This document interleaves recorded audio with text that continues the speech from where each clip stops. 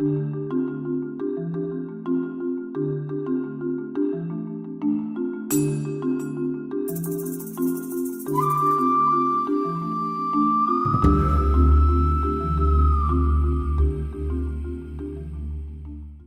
night, Val and I saw Black Panther, and this is our review.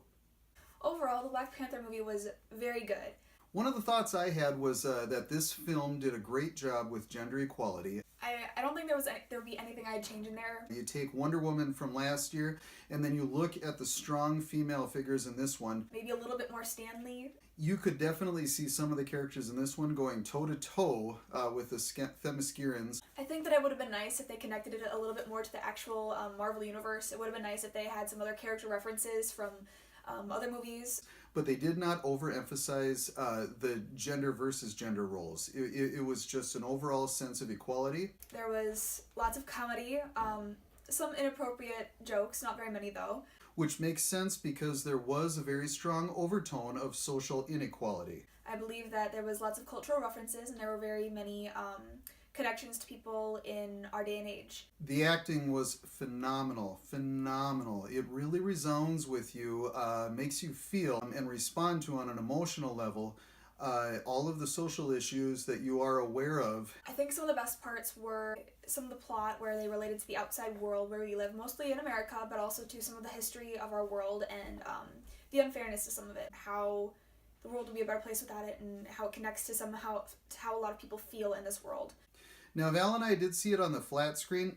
I do have to say, from a CGI standpoint, you could tell where the CGI was. I feel like it would have been better if you had more visual examples of Wakanda in the city instead of just in the Black Panther's life. Overall, this film had a fantastic message of unity and reaching out. So a little bit more range of the landscape of that kind of area where they live in, like the technology. I think they give some good examples, but it would be nice to have a little bit more depth into that.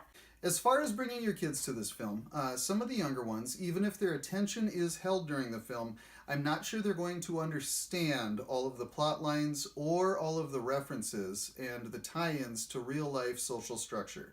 Other teens would probably really enjoy this movie because there are lots of good music, number one. There's tons of good music, no matter where you stand with music, you're gonna like it. There are a few significant deaths in the film, and that is something you want to keep in mind if you're thinking of bringing younger ones.